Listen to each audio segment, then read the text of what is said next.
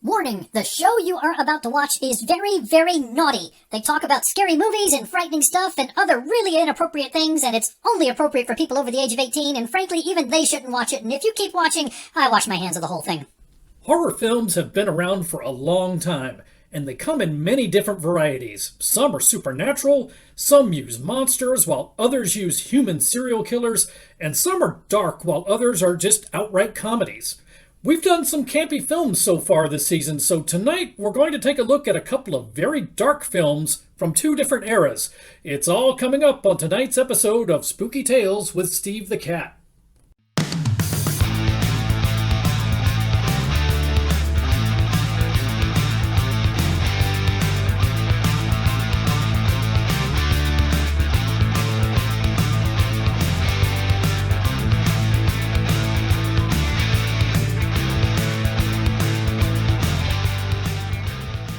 Good evening and welcome to another episode of Spooky Tales with Steve the Cat, PBDCtv's place for a fun discussion of horror movies. I'm Steve the Cat and I'll be your host. We're going into our fourth episode for this season, which means it's time to check in with our new sponsor, the fine folks at Project Brevity. So let's fire up a video chat with our old friend Crimson Meerkat, who's running Project Brevity, from up on the Steve the Cat orbital broadcast platform. Hey Meerkat, this is Steve, calling from Steve the Cat headquarters. You there, Meerkat? Hello, this is Crimson Meerkat, coming to you live from the Steve the Cat orbital broadcast platform in geosynchronous orbit over the East Coast. I am the manager of a scientific endeavor called Project Brevity. For those of you who are new viewers, the mission of Project Brevity is to span deep space for broadcast transmissions with a particular interest in locating signals that feature a high pornological index. Basically, that means we're looking for signs of naughty horror movies from the VHS era. We are of the belief that by following the gradient of increasing pornological index, we will be able to locate and identify the alien marauders who have been raiding our planet and stealing all of the VHS cassettes, because we owe it to all of the blockbuster video stores that have been lost over the years to bring these aliens to justice. Thanks to the decryption performed by Steve and his team, we have completed the analysis of our first batch of deep space signals and identified definite signs of a pornological gradient. Of course, it's much too early in the process to identify the location of those alien ruffians in detail, but this has given us an area to investigate further. So, this week we're dispatching our deep space probe known as Victor, which stands for Video Intercept, Capture, and Transmission Orbital Robot. We expect that it will provide us with much more detailed information for our analysis. Meerkat? That location's on the other side of the galaxy. Won't it take hundreds of years for a space probe to get there? Steve, remind me, what's the rule about breaking the fourth wall? Don't break the fourth wall. Right. Don't break the fourth wall. The whole narrative falls apart if you break the fourth wall. So, as I was saying, our deep space probe, which will reach its destination next week because of scientific reasons that are totally plausible, and not at all because this is all just a bit to give us a story arc for Season 3, will provide us with much more detailed information to use in your analysis. In the meantime, we've got another batch of signals for your team to examine. See what you can make of these. And now I've got to go. Malcolm's still working on a 12-hour-long rap opera based upon the labors of Hercules, and the only safe place for me is outside the station on a spacewalk. You know what they say, in space no one can hear you beatbox. Or something like that. Anyway, I'm out of here. Meerkat out. Well, he's just a peach, isn't he? But his checks keep clearing, so we'll go with it. He did send us an interesting signal. It's pretty distorted, but we've been able to trace it back to an iconic classic. Now, this particular classic is not a happy film. It's full of dread and torment and torture. So this gives us a chance to look at how torture has been used as a theme in horror cinema and see how that theme has evolved over the years. Thank you so much for joining us. We're really happy that you're here. Now sit back and relax, because here we go.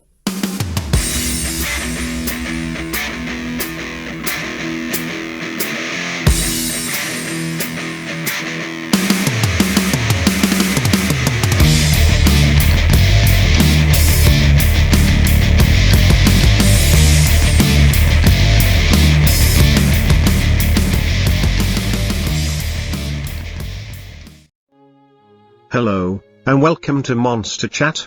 I am your host, Professor Edgar Fluffosaurus. In tonight's episode we will discuss the disturbing topic of Cenobites. Cenobites are extra-dimensional beings that are committed to the exploration of pleasure and pain. Although they are demonic in appearance and in their love of torture and torment, Cenobites are not demons. They were, in fact, once simple, miniature breakfast pastries who now have succumbed to their darkest hedonistic desires. Being high in both cholesterol and trans fat, Cenobites are quite deadly, but many find their buttery aroma and sweet vanilla icing to be irresistible. Cenobites are particularly dangerous to those with gluten allergies. The very existence of Cenobites thus represents a kind of conundrum, simultaneously combining aspects of pleasure, pain, and death.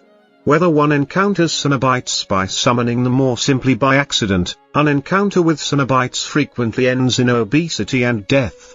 Cenobites may be summoned by opening a type of puzzle box, which serves as a gateway to the Cenobites' home dimension. Although according to legend these puzzle boxes can only be opened through a complex series of movements, in reality they are simple paper constructions that can be opened quite easily. They are, however, recyclable, as even demonic entities such as Cenobites are committed to reducing landfill waste. The history of Cenobites can be traced all the way back to post-revolution France and a French aristocrat named Gerard Wilkinson. A graduate of the Wilkinson Institute for Clown Arts and a direct descendant of Grog Wilkinson, the institute's founder, Gerard's passion for magic and the dark arts were matched only by his relentless enthusiasm for creating new and different forms of breakfast pastry. Okay, Edgar, this is Carl in the control booth. Okay, haha, very clever, making a play on the word Cenobites because it sounds kind of like cinnamon bites. Ha ha ha, very funny. You know, normally I give you a lot of leeway with the Monster Chat segment, but you're obviously not taking it seriously this week, so I'm shutting it down. Now, I know I can't fire you, because Penelope has a thing for you for some inexplicable reason, but the rest of us work very hard on this show, and I'm not going to let you make a mockery of it. Carl, I do not understand your objection. This segment has been thoroughly researched. During the winter break I spent 3 days in Paris directly researching 18th century source material, related to the origins of Cenobites.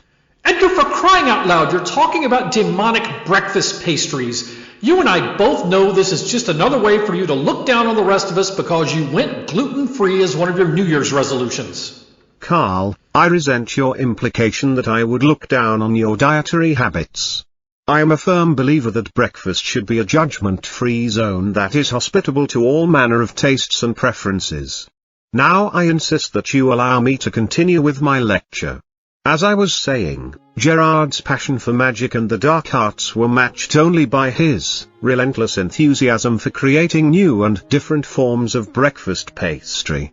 His first creation was an assortment of animated baguettes, which modern scientists classify as carbohydrates. As time went on, these baguettes evolved into more and more complex carbohydrates, which continued to evolve and spread to all corners of the globe. Eventually stories and legends related to these complex carbohydrates appeared in every society all over the world, from the werewaffles that haunted the moors of northern England to the bun man, which terrorized northern Virginia in the 1970s. Bunny Man! It's Bunny Man, you dolt! In the 1970s, a guy in a bunny suit and carrying a hatchet attacked 2 people in a car. It happened right around the corner from Steve the Cat headquarters. It's Bunny Man, not Bun Man. The legend is that he haunts a place called Bunny Man Bridge. Edgar, I've literally been to Bunny Man Bridge. It's like 15 minutes from here. Here, I've got pictures. See? Bunny Man Bridge. There are no evil buns or muffin monsters or man-eating beignets. Carl, I recommend that you take a closer look. Alright, fine, but I really don't see the point. Hang on. What the... Edgar, have you been messing with my computer? As you can see, monsterology is a complex and fascinating subject, whose subtleties can elude the comprehension of mediocre minds. I am not a mediocre mind! Of course you are not a mediocre mind. The fact that your computer's password is a testament to your towering intellectual prowess. I also must note that your browser history is quite disturbing, but I believe that a man's browser history, like his breakfast, should be a judgment-free zone. And with that, we have run out of time, so we must bring this episode of Monster Chat to a close. Join us later this week on our podcast, where we will discuss the Chicago McMuffin Rampage of 1982. Until next time, this has been Professor Edgar Fluffosaurus. Thank you for joining me. And now it's time for our featured film reviews. Alright, it's time to get into our first featured film review to talk about our classic from the VHS era. This week we are talking about this film right here, which was not too difficult to figure out once the image from earlier had been decrypted. But for those of you who cannot read the poster, this is the original film Hellraiser. This is a horror supernatural, more of a body horror film, released in the year 1987. Directed by Clive Barker, based upon a short story written by Clive Barker. I believe this was Clive Barker's directorial debut, but I'm not 100% sure about that, so don't bet the farm on it. And the cast includes Andrew Robinson, Claire Higgins, and Ashley Lawrence. So let's get into setting your expectations for Hellraiser. So what you should expect from this film is a dark, supernatural body horror film that combines a dread-filled atmosphere with a lot of blood and gore. Body horror basically meaning lots of horrific things are going to be done to the human body as part of the film. And this film does not disappoint on that front. You have skinless people here and there. You have lots of grotesque stuff. If you like Candyman, you might like this film. If you like Event Horizon, you might like this film. Last season, we did a sci-fi film called The Void, which, if you like that, you would probably like Hellraiser. And I've also put on the list A Nightmare on Elm Street. That's probably the weakest resemblance of these four. But when you get into the somewhat fantasy elements of Hellraiser, where the Cenobites appear and the walls open up, that kind of has a Nightmare on Elm Street feel, where what was a regular room suddenly starts splitting open and the walls cracking apart and so on. So here's the scale we like to use for setting your sights when going into a film. Same scale as always. On the far left side of the scale, we rank very campy films, such as Jason X. On the far right side of the scale, we rank very serious films, such as The Silence of the Lambs. And as always, recall that this scale is not an indicator of the quality of the film. This scale is kind of an indication of what your mindset needs to be going into the film if you're going to maximize your enjoyment of it. Hellraiser is pretty much as far to the right as a supernatural movie can go. It can't go all the way over to the far right where Silence of the Lambs is, just because it's about cursed puzzle boxes and demonic entities and so forth. So you've got some suspension of disbelief there that you don't really have to carry into something like Silence of the Lambs, which is completely realistic. But it is not a happy movie. It is not a funny movie. It is a dark, grisly movie. You're going to feel kind of like you've been dragged through a ditch after you've watched Hellraiser. So before we go any farther, we have to go into our vocabulary lesson. This, of course, is the part of the episode where we talk about new and innovative words and phrases in an effort to stay ahead of social media bots and algorithms that would otherwise try to ban our conversation. We've got two terms for this film. First term is pulled porking. This one's kind of descriptive enough in the title, but if the title doesn't give it away, pulled porking refers to the action of attaching multiple devices or restraints, such as ropes or chains, to a character, then pulling simultaneously in several different directions, such that the character is separated into multiple fragments. So drawing and quartering is a form of pulled porking. Our second term is can't touch this. This is a slang expression. Specifically, this is a slang expression used when someone strikes a character with a hammer. Often, but not always, on the head. And, of course, this is derived from the song title You Can't Touch This by MC Hammer. Yes, those of us of a certain generation say, "Stop! It's hammer time!" every time we see somebody get whacked with a hammer in a horror film. That's just the way we were raised. So that is You Can't Touch This. So those are your vocabulary words for this week. Please keep these words in mind. They will become important later in the episode. So let's get into a film summary. While in Morocco, a character named Frank Cotton purchases a puzzle box that is said to open the door to otherworldly pleasure.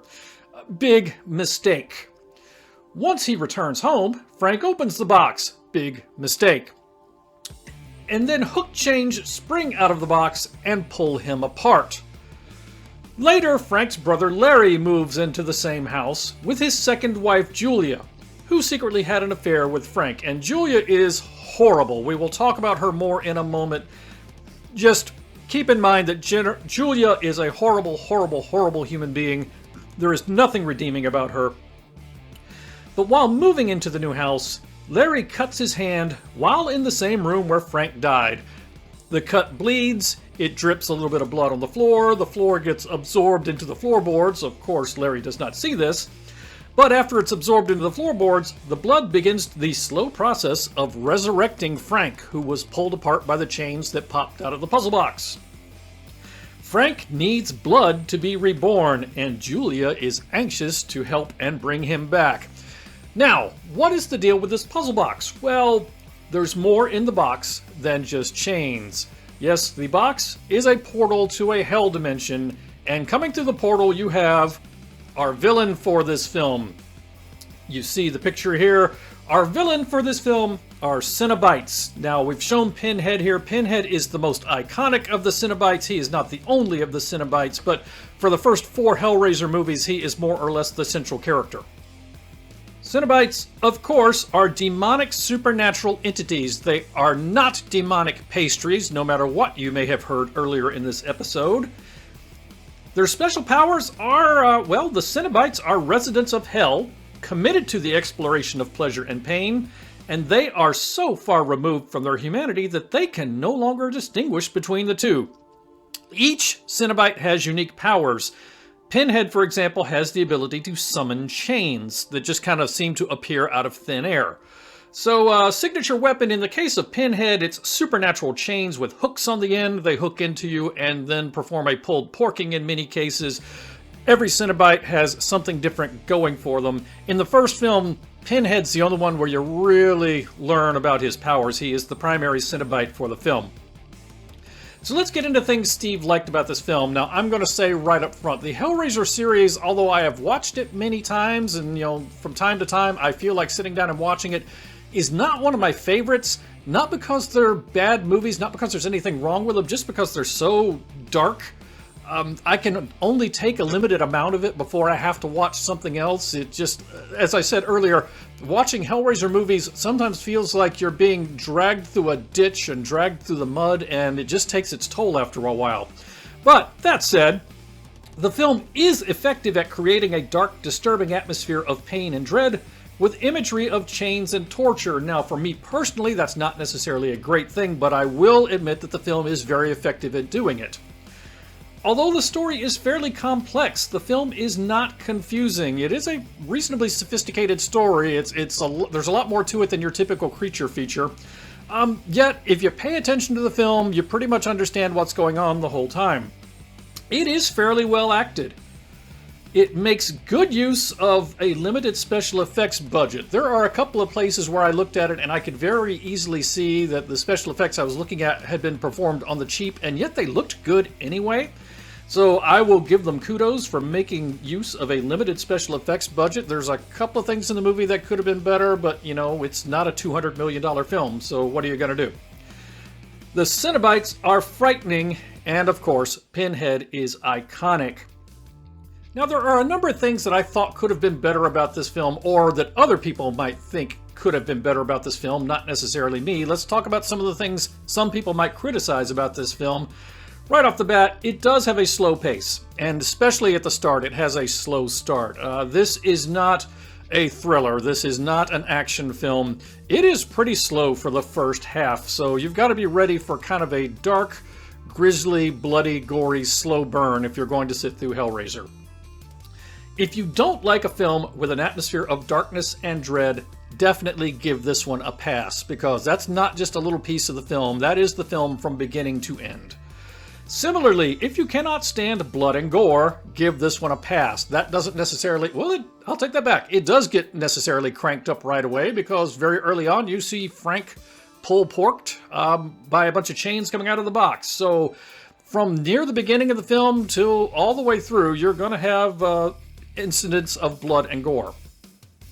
The story is more complex than in a typical horror film and requires close attention. So if you are the kind of person who puts a movie on in the background while you're working or while you're scrolling on your phone or your tablet, this might not be the best choice, because this is one of those films that if you don't pay attention, you can quickly find yourself not sure what's going on. The relentless, depressing imagery of the film can take its toll after a while. That's the case for me, at least. Some people can watch these all day long and it doesn't bother them. For me, it doesn't bother me. Just after a while, I just feel kind of like I need to watch something else just to kind of wash my palate. The Cenobites' purpose and motives could be explained more clearly. It becomes explained a little more clearly in future films. And for those people who have read the short stories, they're pretty well versed in this kind of stuff. But if you just watch the Hellraiser film in a vacuum, knowing nothing about the series beyond that, you come out not exactly knowing what the deal is with the Cenobites. You kind of do, but not exactly. And finally, just for me personally, why would anyone open the box? I guess it appeals to people who have a different set of tastes and desires than me. I don't understand why anyone would want to open this puzzle box. So let's get into Steve's scorecard for this film. Starting off, kills, 7. Bare breasts, 3. Infuegoinatings, 1. So you do have one character set ablaze in this film. Burkings. That term, of course, comes from last season. Comes from the name Carter Burke from the movie Aliens, burking when one character betrays another character. There is one of those. Pulled porkings, which we talked about earlier in this episode. There are 2. Can't touch thises. Yes, there are 3 different times in this film where you will say, "Stop, it's hammer time." And that is all for the scorecard. Not much of a scorecard for this film, but we do have some bonus features to talk about.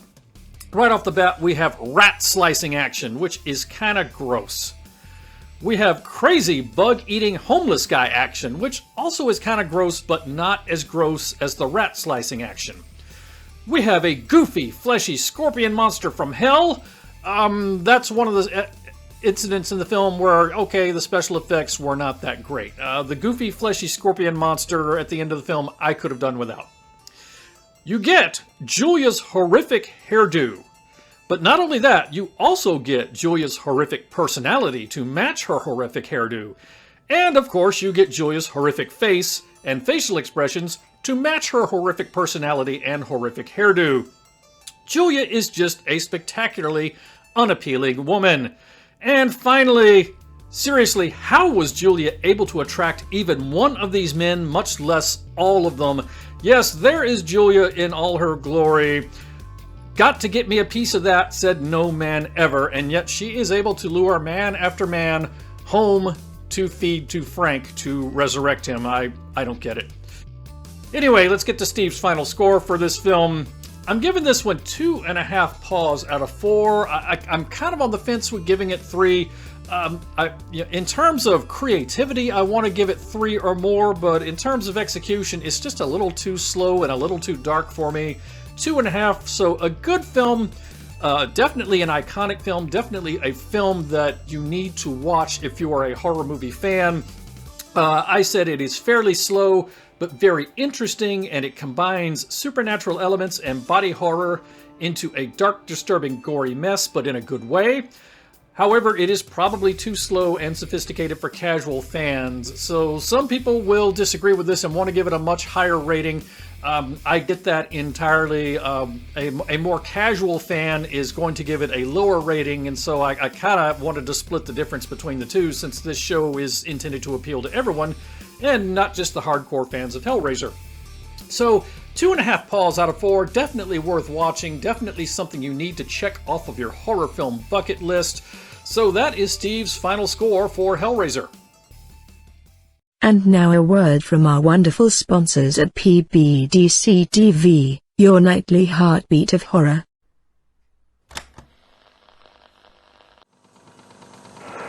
This is Mikey from Out of the Ordinary, and you're watching PBDCtv.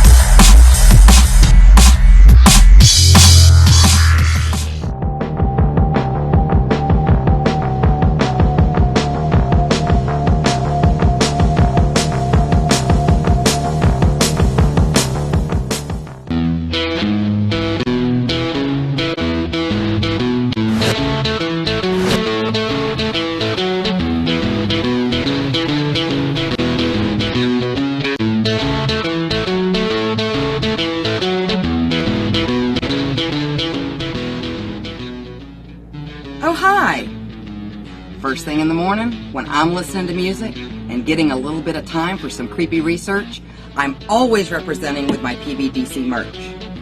What a better way to have a cup of coffee in the morning.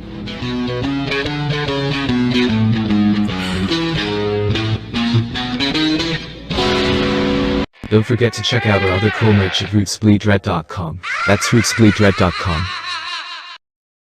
This is Professor Edgar Fluffosaurus from Spooky Tales with Steve the Cat, and when I'm not hosting Monster Chat or knocking down small Japanese cities, I'm watching PBDCtv.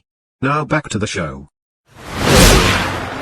And it is time for our second featured film review of today. So we were thinking, what is a good, more modern day film to pair up with Hellraiser?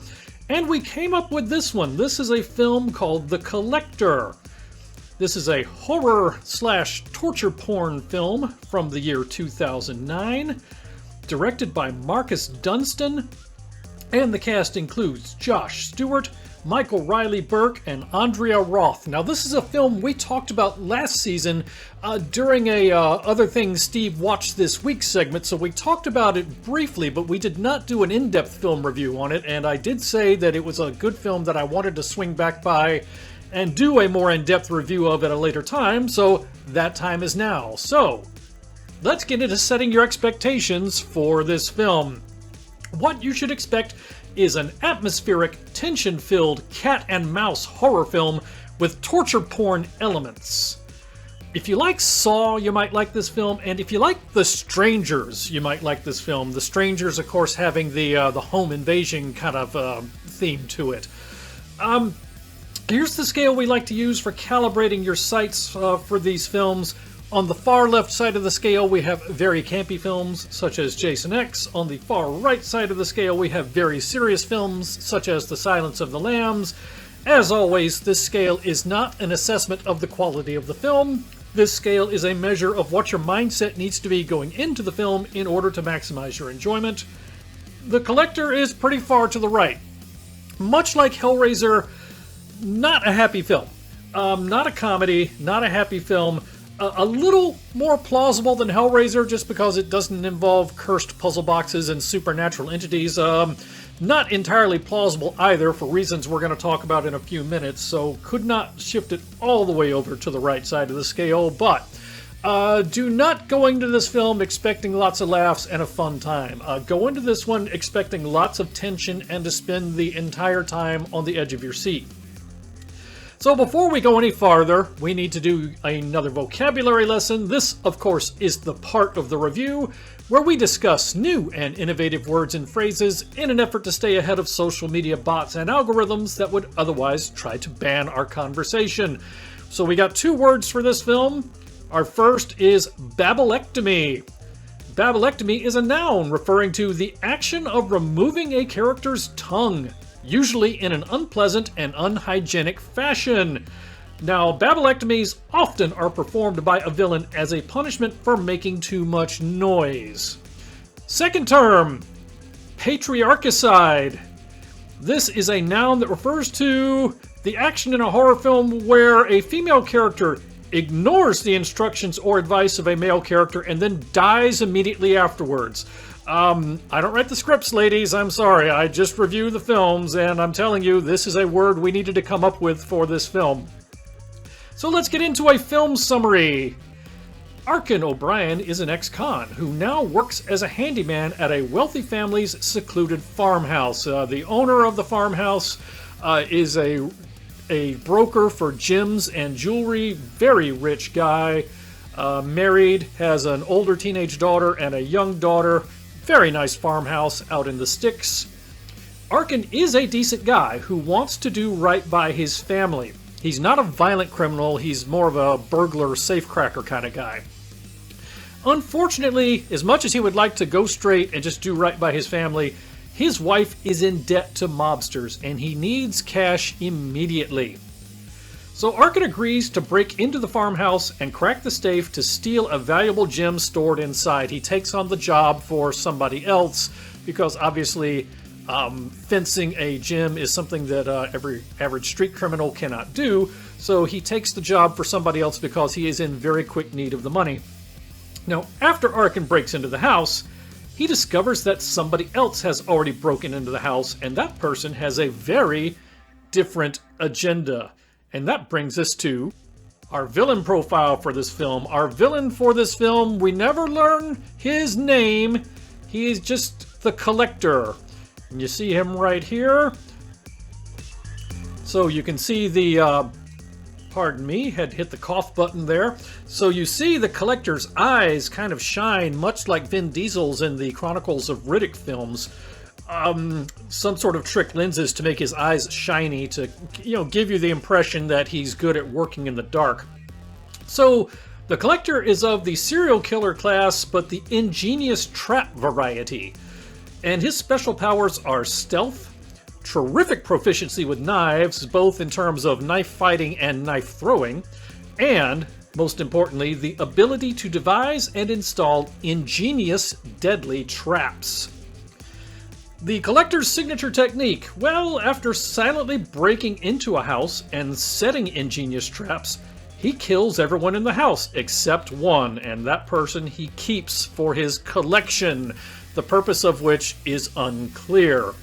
So this is a film, the premise of which has been done many times. You have thieves breaking into a house, or in this case, just a thief breaking into a house, and finding that another break-in is going on simultaneously. But in this case, it's not another thief, it is the Collector going about a very different kind of crime. So let's get into the things I liked about this film. Right off the bat, this is a very atmospheric film that builds tension from the very start and never lets up. You will be clenched up the entire time you watch this film. The Collector's traps are inventive and often cringe-inducing, so it's really interesting all the different traps that are used in this film, and sometimes they will make you squirm. Although this is torture porn, it is not as hardcore as Saw, and although there is graphic violence, many of the most gory acts occur off-screen, so if you are a kind of person who cannot watch torture porn, I will tell you this film is not for you. If you're the kind of person who's on the fence, who can watch it in moderation, or you can kind of watch it, or you think you can kind of watch it, you might want to give this one a try. It's not as grotesque and brutal as the Saw films. There are a couple of horrific acts of violence, but primarily those occur off screen and you just see the victim after the fact. The film does take time to set up the backstory and to set up the characters, and most of the film is a race against the clock that takes place more or less in real time, which makes it doubly interesting, or at least in my opinion. Now that said, it's not a film without flaw. Let's talk about some of the things that could have been better, or some of the things that other people, not necessarily me, might think is a weakness of this film. Right off the bat, as I mentioned, if you cannot watch torture porn, this film is not for you. If you do not like torture porn, do not watch this film and then complain afterwards that it is a bad film. That's on you. It's not intended for you. Don't watch it if that's not your kind of thing. Although the Collector's traps are ingenious, the premise is implausible. How could he possibly have the time to set up all of these traps? And frankly, a lot of them would have made a lot of noise as well. So it's a fun movie, but completely implausible. He never would have been able to set all these traps while the family is sleeping. It just couldn't happen. So you kind of got to switch off that part of your brain and just enjoy the film anyway. Just assume that it happened. Don't bother yourself with the fact that how would he have actually done this? The Collector's purpose and motives are not explored at all. Now, I was okay with that because of the nature of this film. This is a film where Arkin O'Brien is a burglar trying to break into the house, and he breaks into the middle of somebody else's break-in, so he didn't know somebody else was going to be there. He doesn't know who the other person is. He doesn't know what the other person wants. He's as confused as anybody else. So it kind of works that they don't give you a lot of information about the Collector or who the Collector is or what the Collector wants. You just kind of figure out from what he's doing what he's after. I'm very realistic. If you've ever found yourself in an emergency, in a natural disaster, often you don't know exactly what is going on until later. You just kind of know to run. And the film is a cat and mouse, or if you prefer, a hide and seek kind of story. It's kind of a real dark version of Die Hard. If you need a lot of action and kills, you may become bored. It's more a tension and suspense film than an action film. So let's go to Steve's scorecard for this film. Kills, 8, and that includes dogs and cats. Bare breasts, 5, and primarily that happens in a strip bar when Arkin meets with his clients who are hiring him to do the robbery. Of course, they meet in a topless bar, so that's where the majority of this comes from. Bear traps, interesting enough. I estimate at least 8. There are many, many bear traps used in this film, and they go off in such quick succession that I could not keep count. Christmas treeings, the festive display of a victim. Yes, there is one Christmas treeing. Peeper poppings, which I would like to think is pretty self-explanatory, but that is a vocabulary term from last season. There's one of those. Possumings, which is a term that's been around since the very first episode of Spooky Tales with Steve the Cat, which refers to a character being converted to a two-dimensional form after being struck by a moving vehicle. Yeah, there is one of those. Instabinatings, you have one slice which removed 4 digits. Infuegoinatings, you have one, but it's a dog, so you have some canine flambe in this film. Babelectomies, none, but one is threatened, and you will sit on the edge of your seat and cringe as the collector threatens to pull out somebody's tongue. And understand, the collector never speaks in this film, so it's all silent, and yet you know exactly what he means and exactly what is going on. Patriarchicides, 2. Like I said, ladies, I don't write the scripts, I just review the films, and I'm telling you, there's 2 incidents in this film where Arkin gives some instructions to a woman, and she does not listen and dies immediately afterwards. So let's get into the bonus features for this film. Right off the bat, we have spider and wasp motif action. Spiders and wasps are, of course, both predators. The opening of the movie has lots of imagery involving spiders and wasps to kind of set you up for, the collector is kind of a good metaphor, the spider is kind of a good metaphor for the collector, and they're kind of setting you up for that. You get foot snare action. You get eardrum popping action, which is going to make you squirm. You get razor blade and razor wire action, which again is probably going to make you squirm. A lot of the traps in this film are more cringe-inducing and squirm-inducing than outright grotesque or gory. It's stuff that just makes you go, ooh. You get bear trap action. Okay, that's pretty gory. You get fishhook action. Yes, at one point Arkin walks into some fishhooks and gets them stuck in his skin.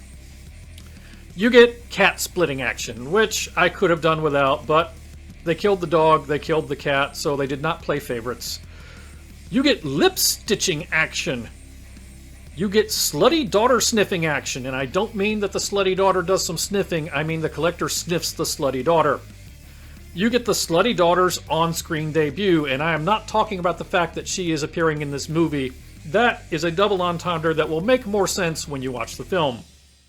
And finally, what is the point in owning a firearm for home defense if you store it unloaded in an inaccessible safe with the ammunition in another room? So that one kind of rubbed me the wrong way. I've thought about it and said, okay, we don't know that he owns the gun for home defense. Maybe it's a concealed carry weapon that he only carries when he's working and just wants to have it in the safe and unloaded when he's at home. But it's not the kind of thing where you have a firearm in a gun safe ready to go in case you need it.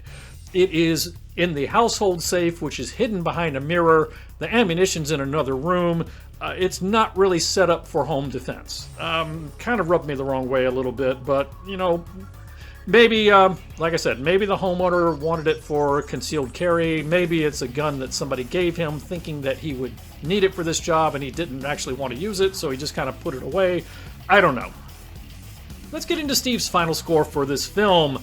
I really enjoyed this film. I told you that last year. I'm telling you again now. Really enjoyed this film. I give this one 3.5 paws out of 4. I watch this one often because I like it a lot. This is an atmospheric cat and mouse horror thriller that will keep you on the edge of your seat for the entire film, and I mean that literally. When I watch this film, I have to pay attention, and suddenly I'll notice that, okay, I'm sitting on the edge of the seat and my shoulders are tensed up, just not even thinking about it. I just kind of clench up automatically watching this film. It is well acted. It has good production values. It is not for the faint of heart. So, like I said, it's torture porn. It's not quite as intense a piece of torture porn as something like Saw, or certainly not like Hostel. So if you're on the fence with torture porn, this might be as deep as you can go into it and still deal with it. If you don't like torture porn, stay away from this film. There's just too much. There's too much stuff in it. It was written by some of the writers from some of the Saw franchise, so it is not coincidental that it has some resemblance to Saw, but it is not as gory and graphic. That's not to say it's not frightening and gory. Anyway, that is Steve's final score for The Collector, a movie I enjoyed very much. And that's the end of our second featured film review. We've come to the end of another episode of Spooky Tales with Steve the Cat, but before we go, we're going to take just a minute to go around the horn and talk about some other things we watched this week. So we're going to start with me. This is Steve the Cat, and this week I watched a film called Found Footage, which, yes, as you might have guessed, is a found footage film from Australia released in the year 2011. Now, this film provides a first-hand, first-person account of a young Australian man's exploits as a serial killer, and it's all shot, firsthand, him carrying a camera around, documenting himself stalking, executing the crimes, and everything else. I would consider it interesting, especially if you like found footage films or if you like true crime. If you like true crime found footage, then this is a pretty good film for you. Now, that said, one thing I want to say about this film, the story is, I guess the best way to describe it is very literal. It does not spend a whole lot of time setting up a deeper storyline. It doesn't set up a whole lot of misdirects or anything along that line. It's just the story of a guy documenting his time as a serial killer. You see him stalking victims, you see him making his plans, you see him killing victims, and you follow him to the end of his spree, and that's it. There's very little to it beyond that. From time to time, obviously he is trying to pass himself off as a regular person in many parts of the film, but as you listen to him having conversations with people, you pick up on things that, if you're paying attention, okay, that indicates that he's a sociopath or a psychopath. But beyond that, it's a pretty literal storyline. But that said, I liked it. It's not extraordinary, but if you like found footage films, I would say it's worth watching. So that's Found Footage. And now we're going to throw it over to our new contributor, Lavender Harlequin. Salutations and good chakras to you all. This is Lavender Harlequin, your psychic extraordinaire. This week I used my psychic gift to open myself up to the universe, and I asked the universe to speak to me and reveal to me what film I should watch to bring light and joy to those around me. And it told me to watch a film called Video X, the Dwayne and Darla Jean story. Now this is a 2007 found footage film, and it provides a first-hand account of two Kentucky youths, Dwayne and Darla Jean, who have left home and are moving to settle in a rustic place called Little River. And this spoke to me, because are we not all on a journey to our own little rivers? But then their trip quickly deteriorates into a chaotic crime spree of robbery and murder, and it really just harshed my buzz at this point. Anyway, avoid this film at all costs. The characters are unbearable, the acting is unbearable, and the story is abysmally stupid, as are the lead characters. Darla Jean and Dwayne are quite possibly the two stupidest human beings to ever walk on the face of the earth. If that's your sort of thing, maybe watch it. I recommend that you do not. I wonder why this is what the universe revealed to me through my psychic gift, but frankly, sometimes the universe is just a dick.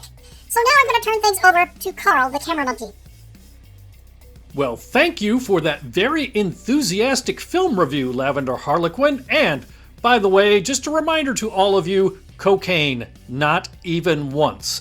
This is Carl, the head writer of this show, and this week, to keep the trend going, I also watched a found footage film. I watched a film called Inner Demons. Now, this is a found footage film released in the year 2014. In this film, a 16-year-old former honor student named Carson has become unmotivated and destructive, and her parents conclude that she has become a drug addict, which, frankly, Carson cops to. She doesn't even dispute the fact that she's doing heroin.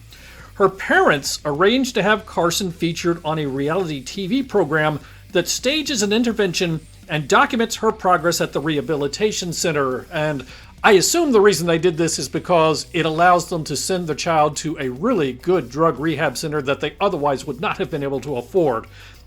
Now, as the film goes on, the camera crew comes to realize that there is something deeper and darker at work inside of Carson, more so than just heroin. Anyway, I enjoyed this film. It was pretty good. I mean, it's not outstanding, but I thought it was a pretty good found footage movie. Now, it's not particularly innovative. Most of them aren't. But it's not stupid, it's not unbearable, and frankly, the ending surprised me a little bit. Some of the events of the ending did not surprise me, but some of them I did not see coming. So, if you enjoy found footage films, this one is at worst above average. I would say it's worth giving a try. So that is Inner Demons from 2014. I found it free with ads on Tubi, and that is what I watched this week. That brings us to the end of this episode of Spooky Tales with Steve the Cat. Thank you so much for joining us. We hope you enjoyed the show. As always, if you enjoyed the show, please take a moment to give us a like and a share. The biggest thing you can do to help us out is to share this video. Also, feel free to leave a comment about the films we discussed tonight, or maybe tell us your thoughts about horror films that use torture as a theme. If you would like to stay up to date on our latest videos, then please take a moment to stop by and check us out on social media and hit that subscribe button. You can find Spooky Tales with Steve the Cat on Facebook, YouTube, and Rumble. And yes, that's Tales spelled with an A-I-L-S. Spooky Tales with Steve the Cat is just one of the shows you can find on the PBDCtv Broadcast Collective. If you're interested in horror, true crime, weird history, creepy stories, or unexplained events, then PBDCtv is sure to have something for you. You can find us online at PBDCtv.com, and you can find us on Facebook, YouTube, and Rumble. We will be back again next week with 2 more movies that follow up on this week's episode, so we hope to see you again then. Once again, thank you for joining us. Everybody stay safe and have a great week. We'll see you again soon. Good night, everybody.